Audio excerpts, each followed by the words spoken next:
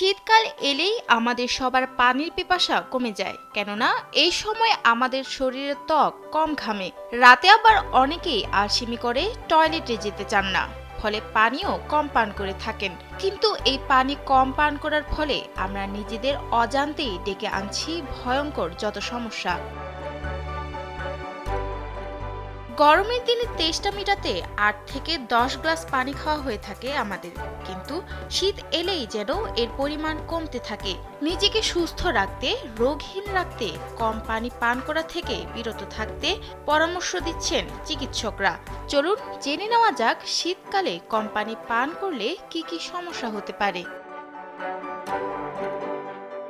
Sandalina so, রূপচর্চায় আভিজাত্য। শীতকালে কম বেশি আমাদের সবারই ত্বক শুষ্ক হয়ে পড়ে। পর্যাপ্ত পানি পান না করার ফলে এই শুষ্কতা আরও বেড়ে যায়। পা, ঠোঁট, ত্বক ফেটে যাওয়া, র্যাশ ওঠা, মরা চামড়া ওঠা, ব্রণ সহ পানি শূন্যতার সাথে হতে পারে ঘা।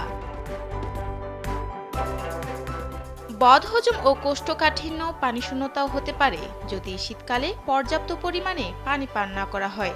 এছাড়াও মস্তিষ্ক, হার্ট, কিডনি, লিভার সহ প্রতিটি অঙ্গ প্রত্যঙ্গের কার্যক্রম সঠিকভাবে চালনাতেও বাধা হতে পারে এই কারণে। শরীরে লবণের পরিমাণ ঠিক রাখতে পর্যাপ্ত পানি পান করা অত্যন্ত জরুরি। তবে যাদের কিডনি, হার্ট বা লিভারের সমস্যা আছে তাদের জন্য পরিমিত পরিমাণ পানি পান করা উচিত। পানি কম পান করার ফলে রক্ত ঘন হয়ে যাওয়ার সম্ভাবনাও থাকে। এছাড়া পানি শূন্যতার জন্য স্ট্রোকের মতো ঝুঁকি থাকে। শরীরে পানির অভাবে ইলেকট্রোলাইটের পরিমাণে তারতম্য ঘটতে পারে, যার কারণে স্ট্রোক হওয়ার ব্যাপক সম্ভাবনা থেকে যায়। মানুষের দৈনন্দিন জীবনের শতভাগ নির্ভর করে মানসিক অবস্থার উপর।